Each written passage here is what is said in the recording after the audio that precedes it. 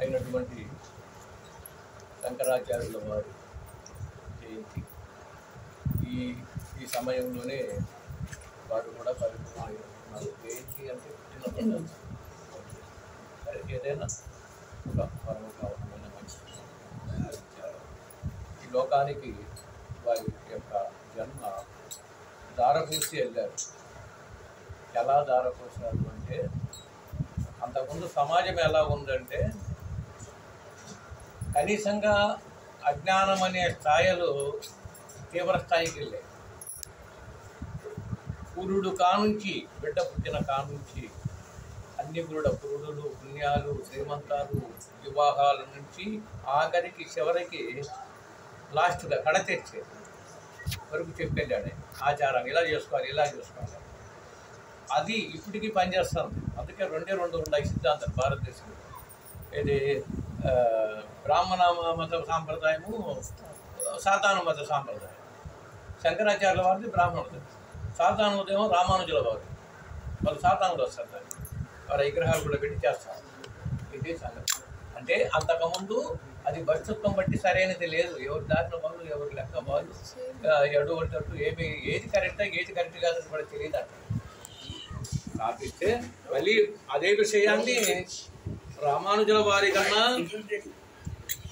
శంకరాచార్యుల వారే ముందు, వారి తర్వాత వచ్చాక వీరు మళ్ళీ కొన్ని వస్తే ఈయన దీని మీద కొంతమంది ఆసక్తులయ్యారు.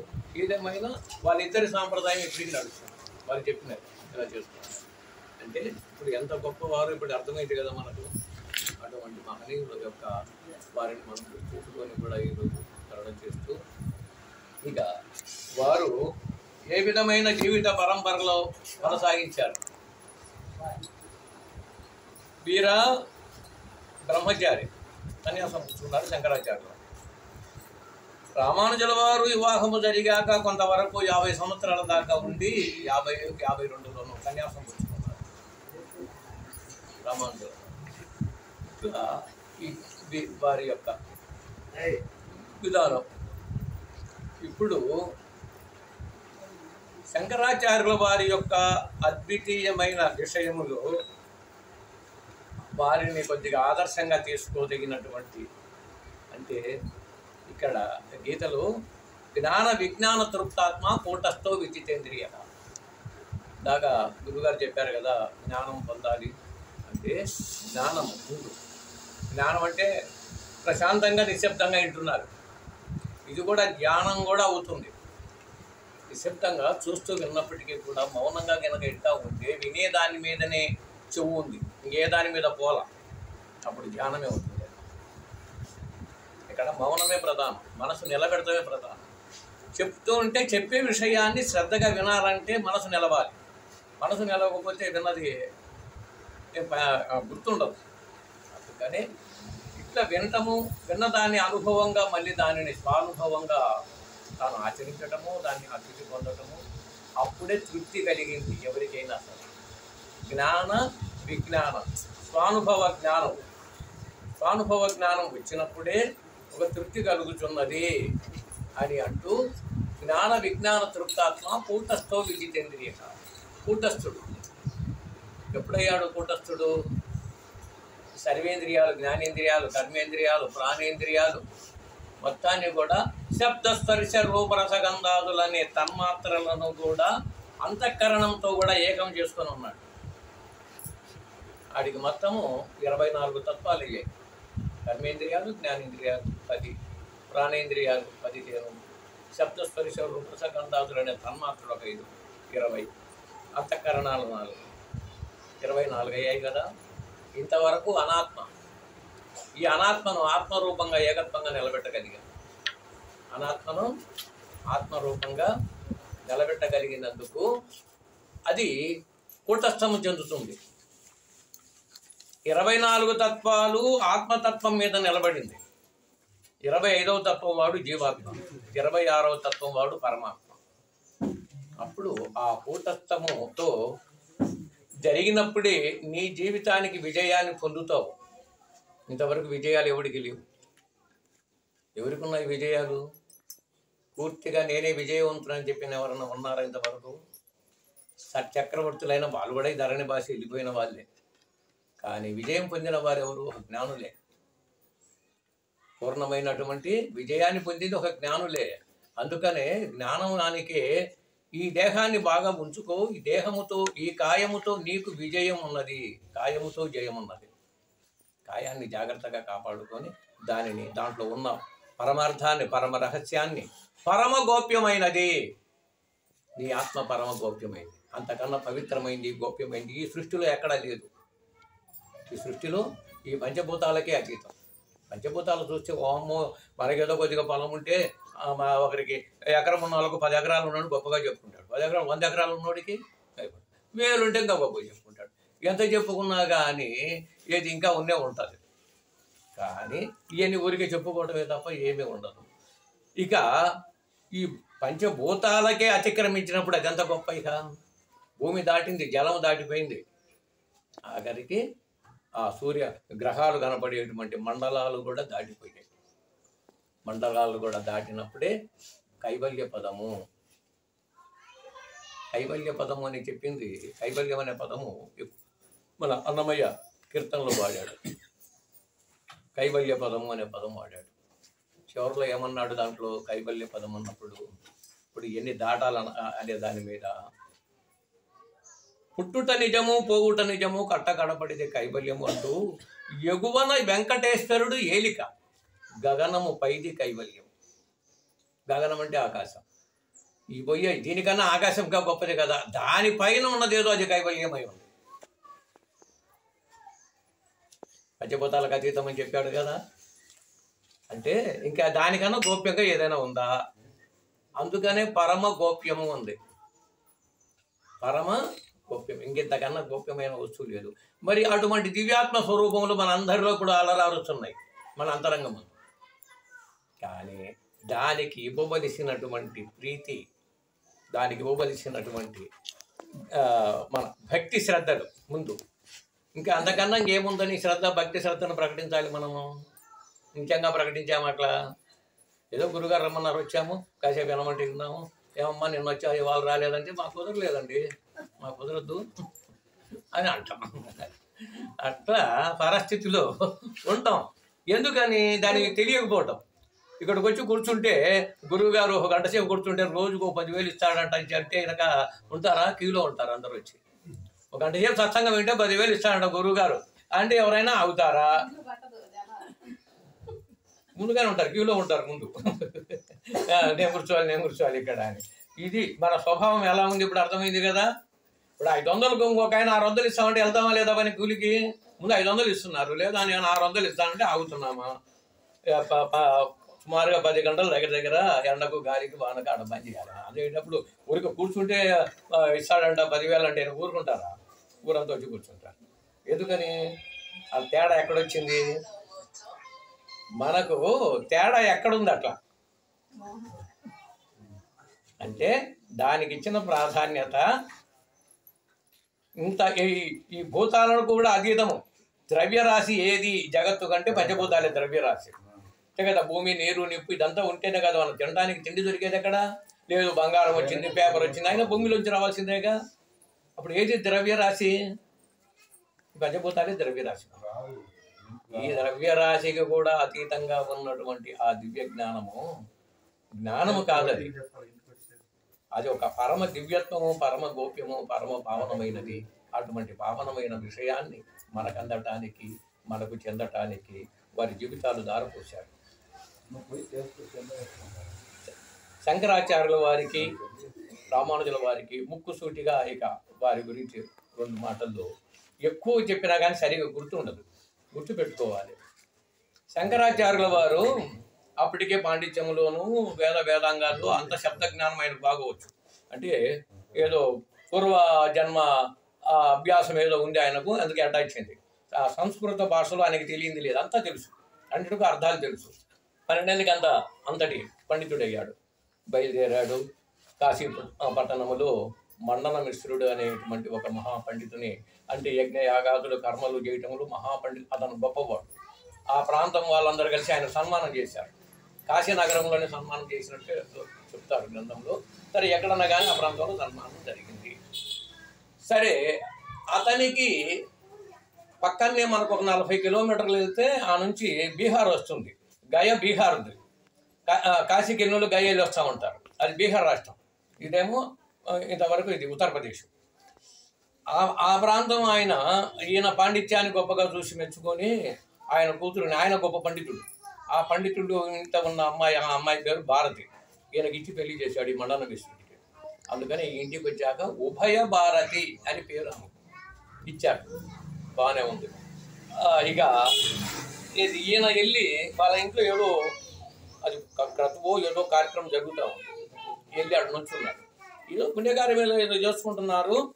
ఆ కార్యక్రమానికి వచ్చి ఈ సన్యాసిగా వచ్చి నుంచున్నాడు అని చెప్పింది వెళ్ళిపోమని ఏదో అంటున్నాడు.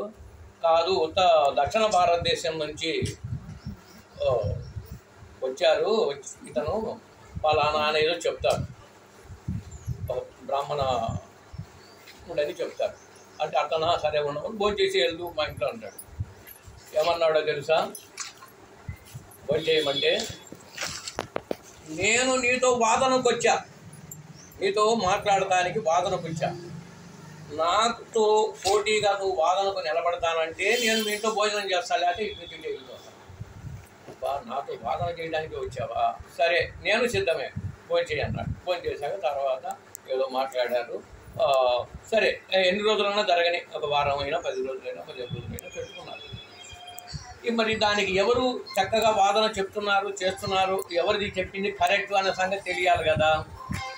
ఎవరు చెప్పింది కరెక్ట్ అని అంటే దాని జడ్జిమెంట్కు ఎవరు నిలవల్ల. అప్పుడు ఆయన మండల విశ్వడి భార్య ఉభయ భారతిని పెట్టారు.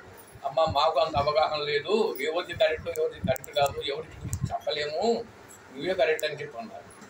నేను ఇంట్లో అతిథులు వచ్చి ఏదన్నా మంచి చెడ్డ చేయాలి కదా, స్త్రీగా నా బాధ్యత ఉంది కదా అంటే, సరే అని చెప్పి, లేదమ్మా నువ్వేనంటే ఆమె ఇద్దరికి ఈ చేతికి ఒక పూలమాల చుట్టేదంట, కంకణమాలగా ఇద్దరికి చుట్టి ఆమె పని చేసుకుంటే వింటూ ఉండేది.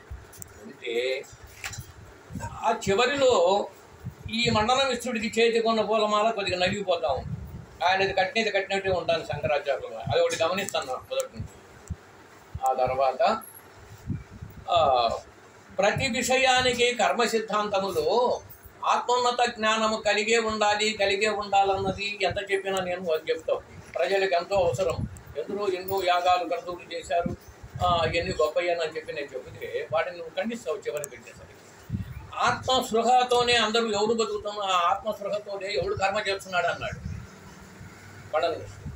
అంటానగానే వెంటనే ఆమె నోట్ చేస్తుంది, అది ఉభయ భారతి, నా భర్త ఇప్పుడు ఓడిపోవడానికి దిగజారిపోయాడు అని నోట్ చేస్తుంది. దిగజారిపోయాడు, ఓడిపోవడానికి అంటే ఆత్మ ఎప్పుడైతే తీసుకున్నాడో దానిని యొక్క సరైన దిక్సూచి దానికి తెలియదు. ఆ మాట అన్నాడు. ఈ దేహములో ఆత్మ లేకుండా ఏ పైన చేసుకుంటామా? జీవాత్మ లేకుండా పనికొస్తుంది దేహము. మరి ఆ స్పృహతో ఏడ సాధ్యపడుతుందని అంటే తప్పు కదా ఆ మాట అంటాం. అది ఏదైనా అట్లా అనుకుంది. ఆ రకంగా వాదం జరిగింది. ఆయన ఖండించాడు. ఆత్మోన్నత స్థితి లేదా శాస్త్ర ప్రమాణమా, లేకపోతే నువ్వు సొంతంగా మాట్లాడావా అన్నాడు. నువ్వు అన్న మాటకి శాస్త్ర ప్రమాణం రుజువు చేయగలవా? ఉపనిషత్తులు కానీ భగవద్గీత కానీ దాంతో రుజువు చేయగలవా? తేడా అందలేదు. సరే ఓడిపోయిన ఆయన ఒప్పుకున్నాడు. ఆమె కూడా తిరిగి నాతో కూడా పోటీలో నిలబడి నన్ను కూడా జయించినప్పుడే నువ్వు గెలిచినట్టు.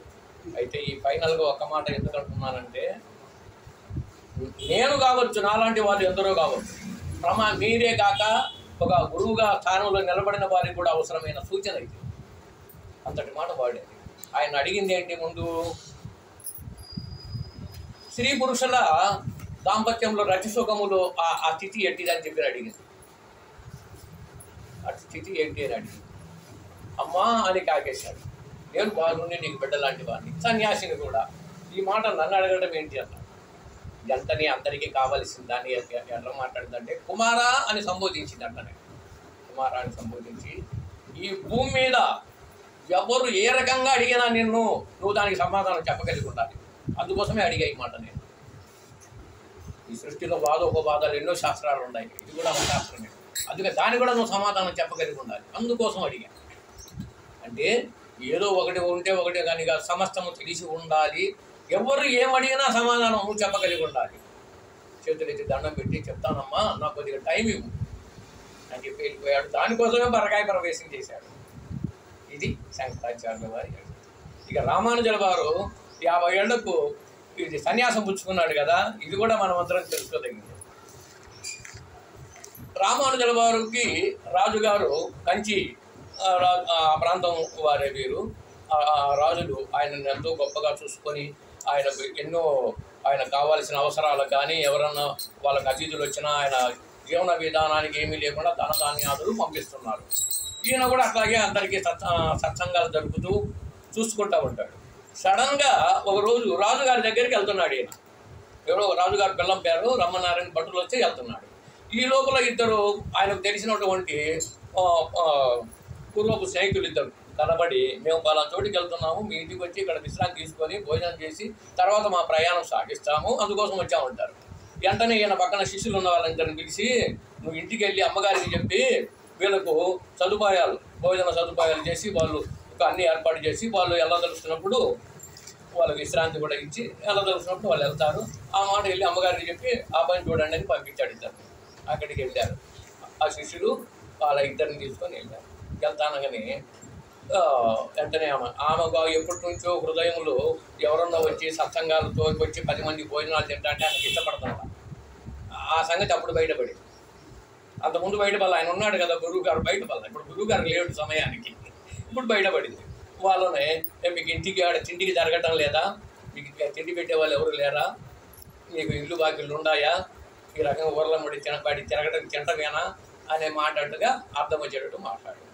ఇంకా వాళ్ళ పరిస్థితి ఏంటి? ఇప్పుడు వచ్చిన వాళ్ళు వాళ్ళ దాటిన వాళ్ళు పరుగు ఇంకా నిలబడాలి అక్కడ, అది వెళ్ళిపోయారు.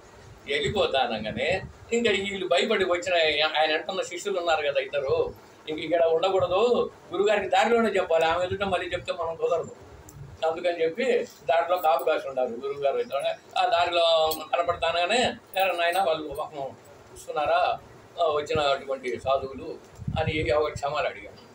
ఎన్నగా చెప్పారు. అమ్మగారి మాటలకు వెళ్ళిపోయారు.